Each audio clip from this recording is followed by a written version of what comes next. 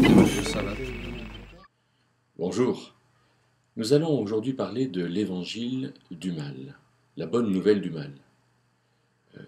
Titre peut-être étonnant, un peu provocateur, mais à mon sens bien réaliste.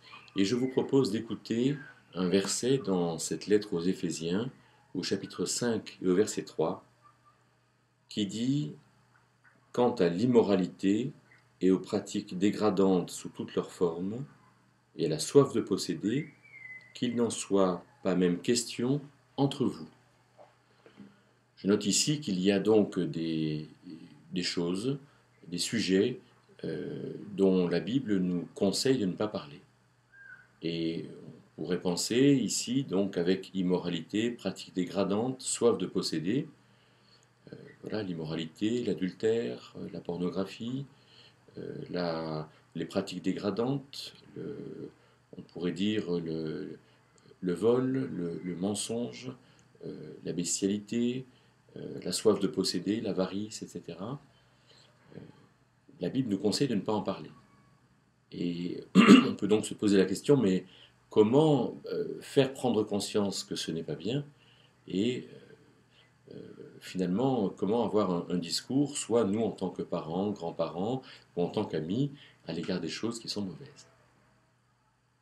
Alors il me semble que on peut se poser quelques questions comme euh, est-ce que c'est une bonne chose de parler du mal pour aider quelqu'un à s'en éloigner, ou nous, de nous intéresser au mal pour savoir finalement comment s'en éloigner. Je prends un exemple. Euh, si on regarde un peu ce qui touche à la drogue, j'ai vu il y a pas longtemps les visages de ceux qui se sont drogués, mais avant de se droguer et après de se droguer. C'est assez parlant. On pourrait se dire, mais finalement, parler de la drogue de cette manière, c'est utile. Alors, voudrais peut-être un peu opposer à cela que, quelque part, l'interdit fait envie. Si on parle de choses dont la Bible nous dit que c'est pas bon, alors, quelque part, ça nous fait envie. L'inconnu attire.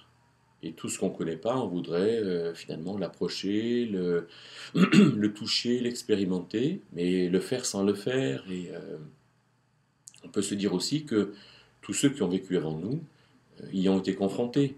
Et de fait, puisqu'ils y ont été confrontés, ben moi aussi je peux y être confronté et ça peut être d'un intérêt particulier. Mais avec tout ça, si je suis confronté au mal, je risque bien, moi, de me brûler quelque part. Et la Bible interpelle ceux qui aident les autres en disant, Galates chapitre 6, verset 1er, frère, quand vous voyez quelqu'un qui est tombé, redressez, aidez quelqu'un à se redresser dans un esprit de douceur, mais prenons garde à toi-même, de peur que toi aussi tu ne sois tenté et que tu tombes. Le mal est quelque chose qui, euh, qui peut faire tomber et qui est quelque part dangereux. Qu'est-ce que c'est que le mal? Le mal, c'est en nous, c'est l'erreur. C'est dans ce que nous faisons, c'est le fait de faire mal, c'est le fait de mal comprendre, c'est le fait de porter quelque chose de méchant, c'est le fait d'avoir en nous quelque chose qui n'a pas de règle, qui n'a pas de bonne définition, et de ce fait qui n'est pas porteur de bien. Bon, euh, on est d'accord sur le mal, mais moins on parle du mal et moins on le comprend. Alors est-ce que ça veut dire qu'il faut beaucoup parler du bien pour euh, comprendre indirectement le mal?